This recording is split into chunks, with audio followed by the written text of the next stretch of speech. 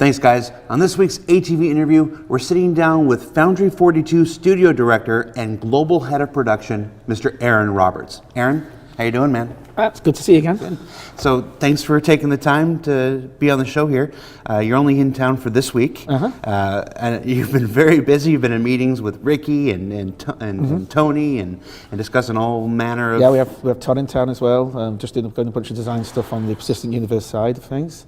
Very cool. So working on everything like that, and but yeah, it's been great being here and seeing the new office take shape. It's fantastic. It's getting there. I think we're not quite in final art yet. I think we're past gray box, but we're getting there. We'll be flight ready here real soon. So I wanted to talk to you about Foundry 42. Since you guys came on board, we've gained hundreds of thousands of new citizens, and we don't always get to showcase the work that you guys do because our community department is located here in LA. So I wanted to take the time to really let people know what Foundry 42 is, what they contribute to Star Citizen, and then maybe at the end of this take a peek forward. So why don't you let's start at the very beginning. Okay. What were you doing before Foundry 42? So I was working before I joined the great team here, I was working for 10 years on the Lego games. And we were working on all the games such as Lego Star Wars, Lego Indiana Jones. That's kind of what I was doing, and that was I came back to the UK from the US about 10 years before, and that's when I started working with Traveller's Tales and having a great time there, doing stuff with them. I remember the very first time we met, Ben gave me crap because I was in a room with you and Chris, and he was like, I'm like, Chris Roberts. Yeah, Chris Roberts is a cool one. And then I found out you made the Lego games, and I made a beeline to you to talk to you about the Lego games. I don't expect you to remember that. And Ben's like, do you like the Lego games? I'm like, yeah, I love the Lego games. So it was like my wing commander. Well, not quite my wing commander for Ben, but nothing's like his wing commander for Ben. Now, before that, even going back, you've worked with Chris on many games, the Privateer series specifically. Yeah, no, I started working with way back. And he was, originally he used to make games on the BBC Micro, and the guys in the UK will know what we're talking about there. And before he went to the US, and then he made a game called Times of Law for the Commodore, and I helped out a little bit on that, not much. The game I really did most of my, I guess, real sort of work on was the original Wing Commander, where I did a lot of scripting for the AI and a bunch of testing work back when Origin was a very small company and we were just getting things going. And then after that, from Wing Commander, I then worked on Privateer and finished that up later on. And then it was Strike Commander, I believe after that I worked on. And then after Strike Commander, I believe Electronic Arts bought Origin, and I then transferred back to UK for a while. I've been back and forth in the UK and US a few times, and that's where I basically produced and directed Privateer to the Darkening. And then went back to America when Chris started Digital Anvil, and I joined him to do that, and that's worked on Star Lancer and stuff like that, with actually a few of the guys who work with me now in the UK office on Star Citizen. All right. So you were working on the Lego games, and it's time, Chris decides, or you decide, tell me how did it come about we want to create a UK studio? So it was, let me think about it now, it must have been 2013, it would have been August, because it was just after Gamescom, and Chris had just come back from Gamescom when I think they first showed the hangar. So it was probably about, it was just about 12 months, less than 12 months in, I guess, starting. And so Chris came back through to the UK and came through to visit me. And basically we just started talking, and we just talking about it all, showing the stuff, and thought nothing about it, had a nice weekend, doing stuff together and things like that.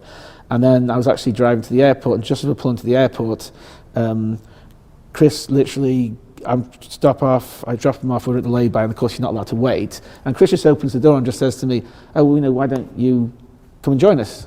And I'm just saying, you could have had this conversation 2 days earlier when we actually had lots of time. And he just said that. He said, well, have a think about it, and then we'll talk when I get back to the States. And so it was kind of one of these funny moments where I was going, okay, and then we got the conversation going, and then it all came from there. And the more I thought about it, I really enjoyed working on the Lego games, and I didn't think I would leave doing that, but this was just such an opportunity to go and do something special in a way it's not been done before. It's a challenge, in terms of doing it in this way. And I just kind of felt like I had getting on a bit longer in the tooth now, and I felt like there's one last big challenge in me, and this is a challenge. And I love challenges, and I kind of do enjoy the stress and of making the sort of stuff work. And I've built a few companies up, and I do kind of get the kick out of doing that, because I built up my studio and Lego and the Lego games up as well, from literally those 7 of us, and then we grew it to like 200 odd.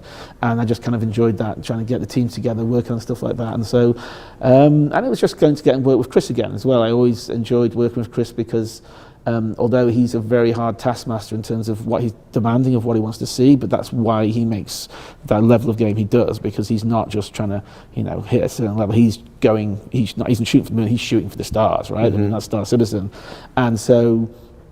And I like that, because it pushes people to work harder and better. And if you, and if you just try and hit 50% of what he wants, then you've got this incredible level of detail and imagination and the games you're making. And so, and I quite enjoy that. And we work well together, because I'm very, obviously I've done a bunch of direction design myself and stuff, but I'm actually, folding quite easily into much more on the sort of the production and procedure side of stuff, of making sure when we have all these issues, is then my job is to go and make sure, right, we have the right structures in place, build the stuff, go around and make sure we're coordinating properly between the studios, make sure we've got the right teams and that kind of stuff. And that's what I spend a lot of my time doing. And then every now and then I get to just sit down and do some design, which I got to do today and the last few days and stuff like that, which I really enjoy as well. But a lot of it just at the moment is that there's quite a lot of travel going around and making sure the organisation supports the needs of the game. Gotcha. Now, I'm a person, I have 3 brothers. It would give me pause if I ever decide, if one of my brothers asked me to come and work for them, because I've worked with my brothers before. So Chris has asked you to start a UK studio. Yep. Did the brother thing come in? How does the brother thing work? So when we were younger, we fought like cats and dogs. Like really, our parents couldn't leave us in the house together. It was that bad. I mean, but it was funny when more probably from my side. But when I hit about 16, 17, then our relationship changed completely, and we actually gotten really well. And so that side of stuff's really good. We still argue, but it's an adult argument about and sometimes it gets a bit passionate, and of course it always does. And when I think something's not right and so forth, and the great thing is we listen to each other and so forth. And at the end of the day, Chris is the CEO, so he makes the final decision. But I'm quite happy to have my opinion known as well. So, but that relation that works pretty well actually. And that kind of stuff. Whereas when I was a bit younger, and Chris was always 2 years older than me, so he was always the older brother. So it was kind of like always a bit difficult. Gotcha. All right, so you're creating a company, Foundry 42. Yep. Why not Cloud Imperium Games UK? So because we wanted to, the reason why Chris bought us, bought some places, but asked to come on board in the first place, was to concentrate on Squadron 42. And so we kind of wanted a name which was to do with 42 and so forth and things. And so we just liked the idea of Foundry, because you're building something, things like that. We called it Foundry 42. It was the UK entity and stuff. And also there is already a Cloud Imperium Games UK as well, which is a different part of the company and so forth. So we're the development arm. And then basically, the development arm basically, just don't want to get into too much detail. Yeah. It basically is owned by the publishing arm and so forth. It's just all stuff It's very convoluted. So the developing side was called Foundry 42, and then Foundry 42 is not just the UK office now; it's also the German office as well. Is part of the same company. So the whole European development arm is basically Foundry 42, and there's now I think about 210, 220 of us now in the 2 offices. So it's quite a big chunk. So you've agreed to start a company. You've got a name. What's that process like? Where do you start? Obviously, you have to find a place to work. You're in your second location. So basically, we had a discussion. I then made the really hard decision to hand in my notice and leave a bunch of guys I really enjoyed working with. And then I just started, the location I had set up the original company was in Wilmslow. We loved the location. I liked it. That's the reason I picked there in the first place, got good transport hubs. Manchester Airport is literally a 5-minute drive away, or you can walk it in probably 15, 20 minutes. There's a mainline train station which goes through the country to London up to Manchester, which is literally a 2-minute walk, from the office. And so we decided to stay in Winslow. So I just basically went around, looked for buildings which were available, contacted a surveyor, and England surveyor is someone who basically helps you get the property sorted, and then just took it from there and built it out. When I left, there was a core group of about 4 guys who really wanted to join, who've been working for me for years. And Nick Elms, who's creative director, Derek Senior, who's a tech director, Phil Mellor, who's the lead designer on Squadron 42. And so we all kind of we got together, and so we kind of left Travellers at the same time. And then we were fortunate enough that a few more guys from Travellers, once we'd left, contacted us and wanted to join us and so forth. And so originally the core sort of maybe 20 people were some guys from the Lego games, but then now the company is we're like I said, I think in our office now about 170 in the UK office, and there's probably, now it's the vast majority are all people from a lot of different companies, from a lot of different countries. We've brought people back from Canada, from the US, who've come over from all over Europe and so forth and things. We've got a really good development crew there. Gotcha. Now, we announced Foundry 42 at CitizenCon that year, which was October. So between August and October, where was the company when we announced it? So obviously from August, we handed my notice, and you take 4 weeks, and so I didn't leave and so I handed my notice at the beginning of September for a member, and so I finally left working at Travellers in the beginning of October. And then the company ran from my office at home for about 2-3 months. So I have and so there was basically 5 of us working out of the office when we got going. And then if people remember and go way back, you might remember there's 1 or 2 shots we might have done in this sort of very small area. If you go way back to the old office stuff, and that was in the old office. And so the first guy to join us there was David Gill, who we know as Bowen, who's our lead UI programmer, and he was there as well within the office, and we were getting the code base and working the stuff from home. And then we were working there while the office was getting built out. And of course, as soon as we get into the office, we did. And we got in so fast that literally the builders were still working around us. And we just got one little room sorted, and we just all dove in there and just put all the desks in there. And by then we had about another 3 or 4 people joining us. And there was a little thriving group of us in this one room. And then, and then I think when we finally got on the floor, there was maybe about 14 of us. And then we just built from there, really. Now, this is one of those things that gets often forgotten. That whole first year, we're building the game, but we're also building the company. Oh yeah, we're still building the company. And it's not just getting people in, it's getting the right people in and finding them. And then once you get them in, you've got to get them trained up. They've got to spend time learning the code base, and that kind of stuff, that sort of stuff. Also, we grew from 14 to like 170 in the space of just a little bit over 2 years. And we are very selective about making sure we get the right people, because if you get the wrong people in, it can really set you back in a lot of ways, because you think stuff's been covered. It's not, it hasn't been. You have to fix stuff up and so forth and things. So but it was so we've been building the company. We started on 1 floor of the building we're in, which is in Winslow. We then got the 2nd floor last year, and now we've just got another floor, which we just moved into a few months ago. So we're on 3 floors now. And it's just this never. And then we basically decided to obviously go into the team structure. Pretty much the whole audio group, apart from there's some support in Austin, is all based in the UK. And so we then when we moved the floor, we had to then rebuild out and get proper audio suites and audio rooms in there and so forth. I know some of the backers who've done visits around our office will have seen it all and the layout and so forth and things. But so it's always ever changing and just getting things sorted. Then you grow, and then you have to try and make room for people. And then we go through phases where everyone's just crammed in, and it's like like some sort of sweatshop, and then we get another floor and we can just sort of spread people out. So when did you move into that building? Was it, you said you were in moved in the building in December 2013. Yeah. Okay. So December 2013, we're talking 14 months since the original pledge campaign started. We've got an Austin office. We've just built out an LA office. We're just getting the UK office going, and you guys are about to take over Squadron 42 development. The original idea was we would go and run Squadron 42. Yeah. Okay. So what condition was Squadron 42 in when you took it over?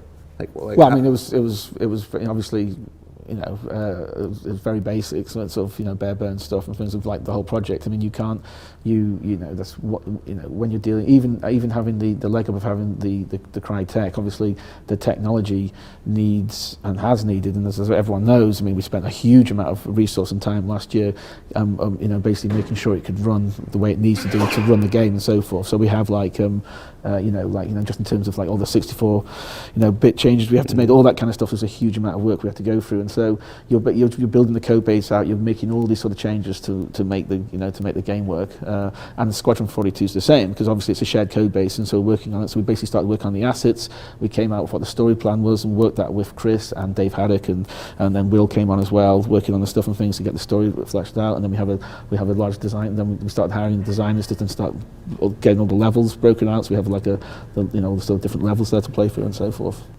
Well, Aaron, that seems like a good place to pause for a bit. We're gonna stop the interview here and come back next week with the rest of this talk. Back to you guys, Ben and Sandy. You guys.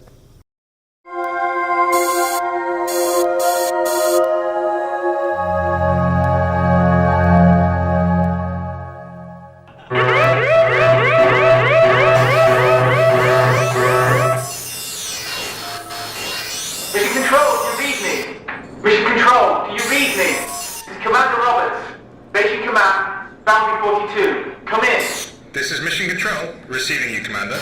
The Eagle has landed. The Eagle has landed. Strike Recon team is online. Acknowledged, Commander. Transmit identification data now. Transmitting now. Confirmed, Commander. Personnel validated. Strike team assembled. Mission is a go. I repeat, mission is a go. Execute Executive Order Squadron 42. Good hunting, Commander. Thanks, Control. Good to be back.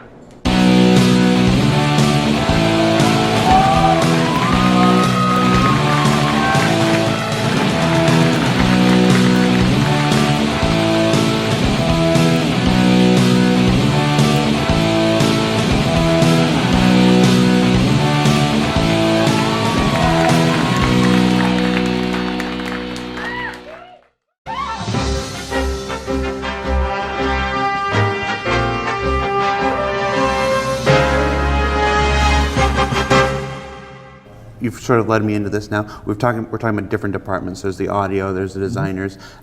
Give me just a short breakdown of Foundry 42. What departments exist in Foundry 42? So we have Foundry 42 now. We have the audio departments there.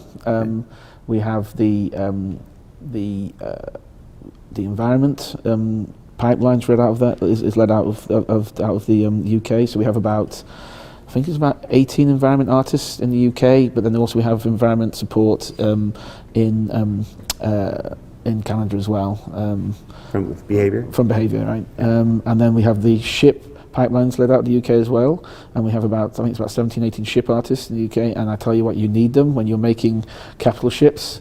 I mean, I guess you guys have seen the Starfarer, but when you see some of the size of the other ships we're making, and the Idris, by the way, which looks amazing and is pretty much done, but then we have a Javelin, we have a Bengal, we have stuff like pretty that. Pretty much done, not done, guys. But it's like, so we have sort of teams, and so that's led out there. And then we also obviously have a ship team here in LA and a ship team in Austin as well. I mean, smaller, but and stuff like that. We have the props pipeline is out of the UK, so basically all those sort of props and stuff it's led out there, as well as behavior once again helps with that. What else we've got in the UK? It's pretty much a lot. I mean, the UK has obviously the largest body of employees and so forth, and so we basically do kind of do a lot of the sort of horsepower in terms of like just making sure a lot of the assets and stuff come out from the teams. And not just for Squadron 42, for Star Citizen. Yes, it's global. So all the environments and ships basically for the for the PU and stuff and stuff like that on those pipelines are basically pushed for the UK. And then also we have there's a bunch of animation work that comes out of there, as well as Austin does a bunch of animation work, and then the German office has got some animation as well. And then the German office, as part of Foundry 42, they have the cinematics pipeline team, and also they sort of run the FPS side of things. Although they work very close to the UK. The German office and UK office, like I said, the same company basically, and so we work in the same time zone, so we're very close. So a lot of even though some of the production's led out of Germany for that stuff, there's a lot of the people in the UK who work on that stuff with the German office, and then once again it's the other way around as well. Okay. And of course Germany does a load of the core tech, because we were very fortunate to pick up a bunch of the guys who pretty much wrote the CryEngine in the first place, and they basically have been doing a bunch of work, and then you guys have seen that with stuff like the procedural planets and things like that. So. Cool. Now 2014, mostly building infrastructure, building the company up, building the foundations for Squadron 42, getting the tech stuff. One of the popular terms that gets thrown around a lot that many people may not understand is vertical slice. Can you talk to us about what a vertical slice is? So vertical slice is basically taking one part of the game and making sure that it hits up all the different areas of what you're trying to achieve in that game. You know, I mean, you don't get everything typically, but you try and say, right, so say a vertical slice for Squadron 42 would be you're out flying, and so you work out, you'd basically pick a mission which basically has you flying around, getting out, EVAing, doing something in space, landing on a structure, going into the structure, wandering around, having a big FPS battle, that kind of stuff. And then you're basically trying to hit up all the elements, space, ground, and then also you'd have interactive. So a big thing in Squadron is the whole idea that you live in a living, breathing ship. So a vertical slice would have you,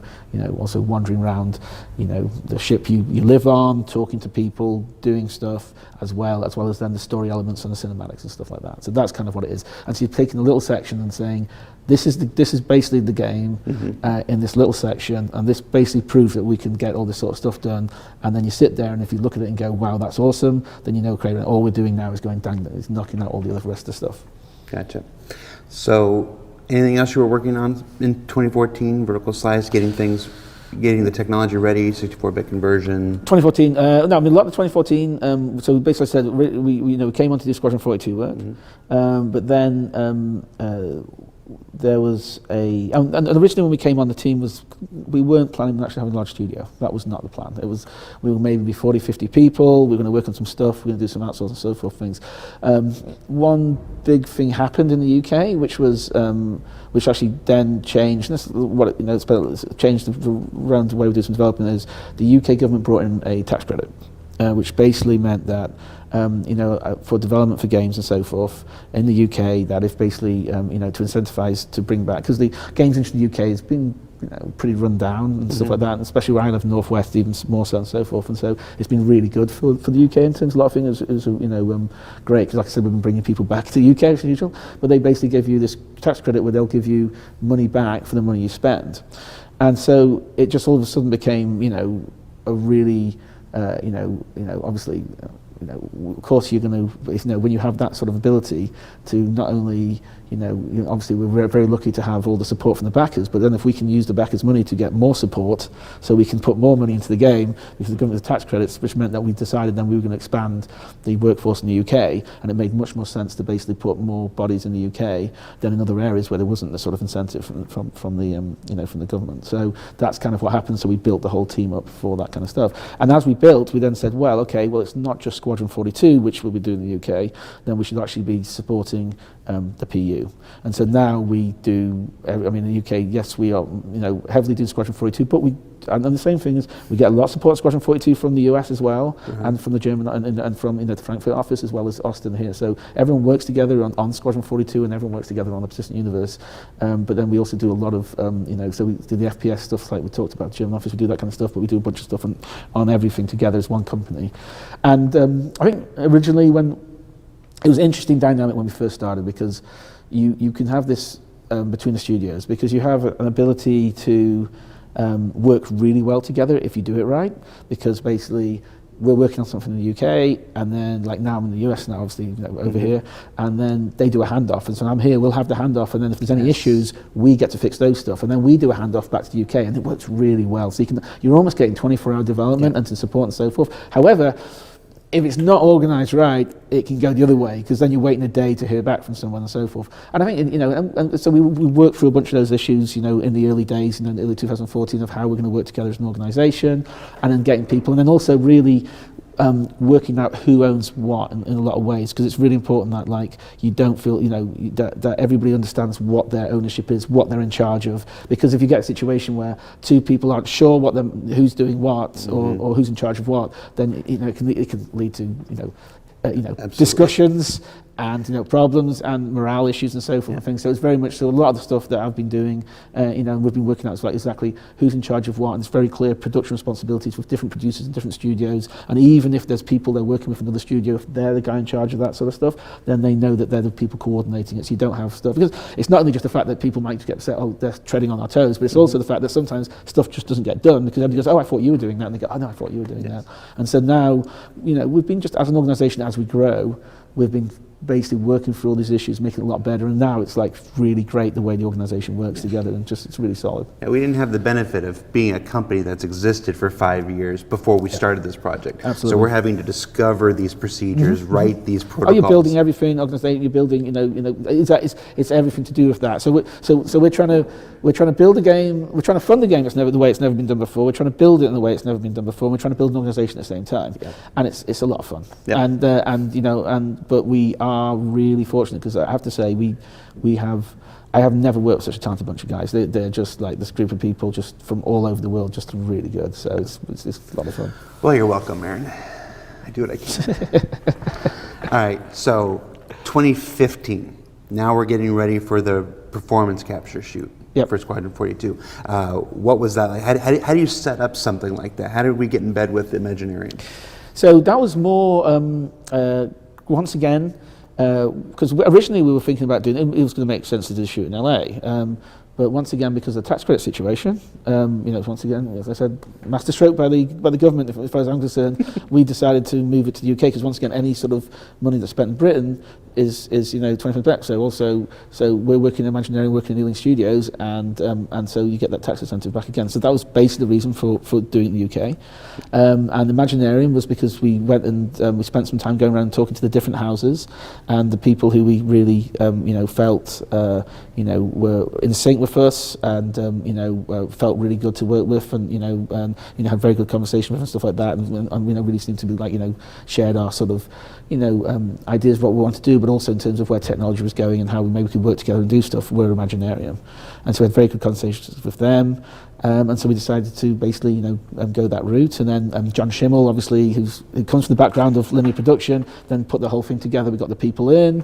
It's a bit of a, getting the right people in, building the team. And a performance capture shoot is not unlike a film shoot. It's pretty much you need the same people doing the same sort of stuff. You're basically filming people, but in a different way. And so so that side of the business is kind of pretty much people know how that works. So things.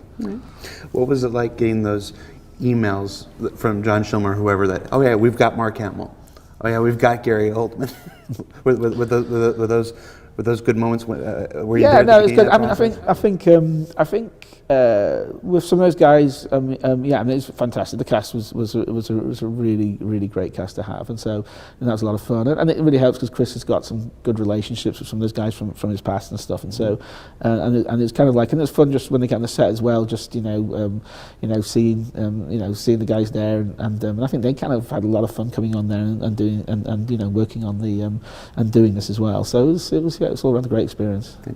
So we do 3 or 4 months of the initial shoot. I don't remember exactly. 3 to 4 months. I think it was. No, it was about 8 weeks. I think. Okay. The setup, the production. I'm thinking the time that Chris. Well, yeah. I mean, you always have to have the production teams running beforehand to make sure it's all set. But the actual time on stage, I think it was 6-7 weeks, I think, something like that. Gotcha. And then, so that stuff comes back to Foundry UK, I guess. Well, it goes to everybody, whoever needs it, right? What do we do with that footage? So when all the footage goes in, it then it gets processed, so we can use it, and it goes to the animation team. And there's two lots of. There's obviously the body side of it, and there's the facial side. And we have one team of guys, which is led by John Jones, who's in in Derby, and he basically has a crew of guys who basically get all that, so all the facial stuff, and then they work with Cubic Motion, who basically go and take and get all the camera stuff and bring it back and make sure that the facial stuff's working on the characters and stuff. And then you have the body guys, and all the body stuff comes back to our teams in Austin, in the UK, and in Germany, and then they take all that information, and then we get it in the game. And then we have all the facial scans, which go off to Free Lateral for team, and then they basically the ones who come up with the faces and so forth, which then we then take all that information and play the stuff on. So we've got the performance capture shoot done. We're processing the animations. What's the last half of 2015 for Foundry 42? What are we working on now? Well, I mean, obviously Squadron, and also, that was the big heavy lifting for 2.0 and getting that stuff out, and that was a mammoth effort from a lot of people, not just because of the huge technology. Can you imagine? You're basically got all this work going behind the scenes, and then you get it running. And then, that was probably the longest PTU cycle we were on with people.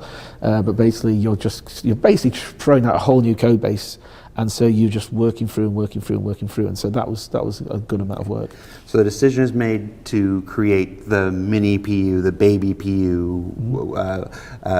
Tony had an interesting name for it. I can't remember what it was now. Not the micro, Protoverse. He wanted to call it the Protoverse, whatnot. When did that decision come about? When did we decide we were ready to start the baby PU? That was always the plan. I mean, that was always the plan once the tech was involved, but we couldn't do that without this, the 64-bit. So we could have the huge spaces, and then also, and there was a lot of other tech and stuff that had to be built for that.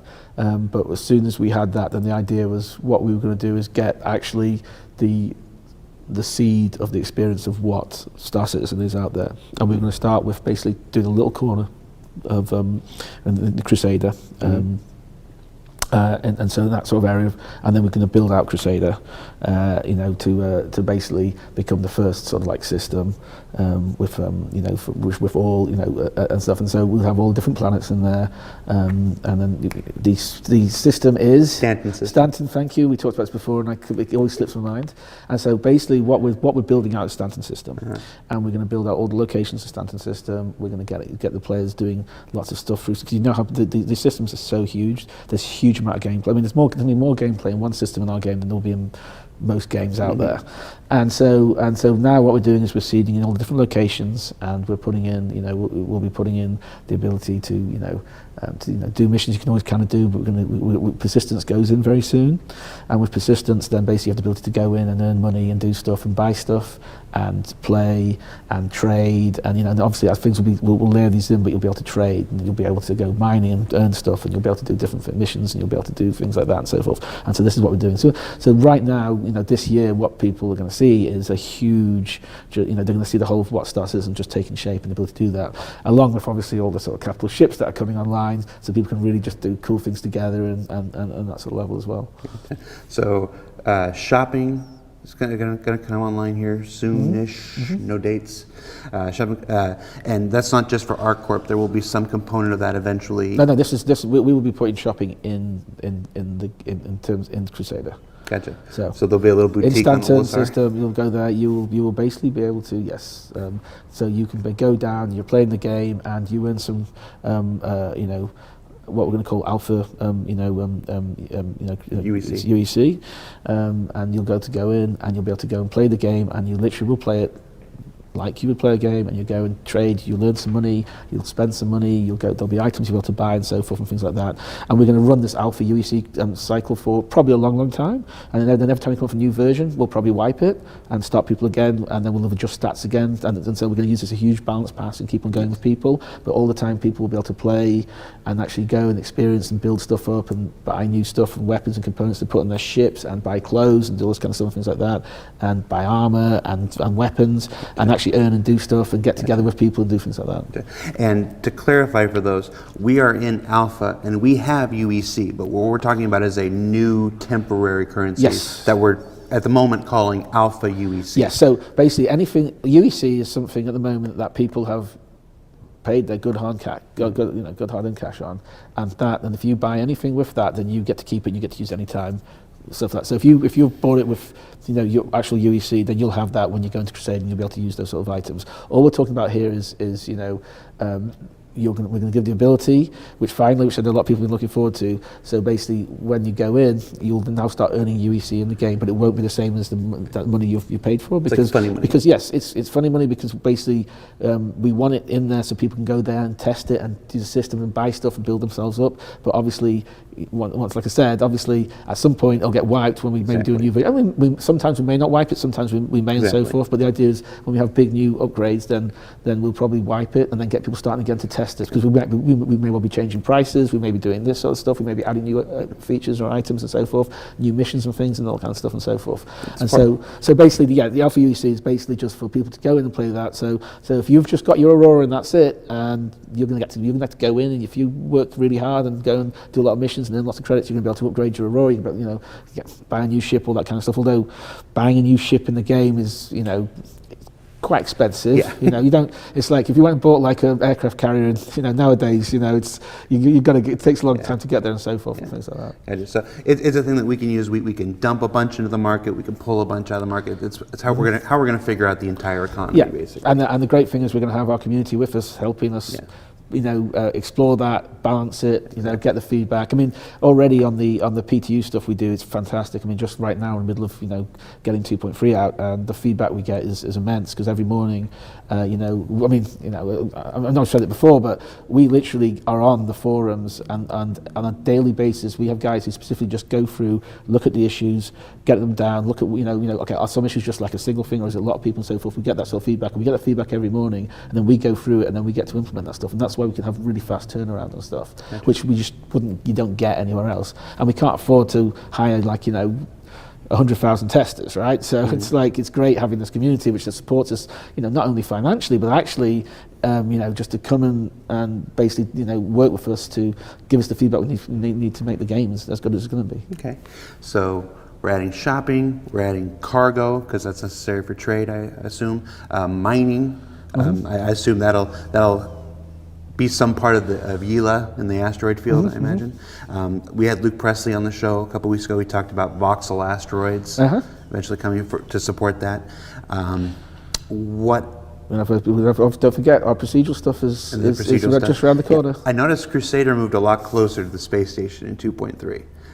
So procedural, we're going to be able to fly down to Crusader? You're going to be able to fly down to, maybe not Crusader, but you'll be able to fly down into areas and planets and stuff like that and so forth at the moment. But yes, that's the whole idea, and that's and like I said, that was actually one of the awesome things about getting the German office on board. It's not only because they know the tech really well, which really helps in a lot of different areas and really helped actually getting 2.0 out, but I mean it's because the procedural stuff for us was like a stretch goal, which was like, I mean it wasn't even, it was like, we'll get to that when we get the game out and so forth. In fact, but then the guys came on board and did this amazing stuff, and we're like, and now already, because we have that, it's not just the fact that we can be able to fly down the planet, that procedural stuff allows us to do loads of other stuff, because it allows us to, so we have asteroid bases in space which will be procedurals, you can build them up and go do stuff and things like that as well, and so forth and things.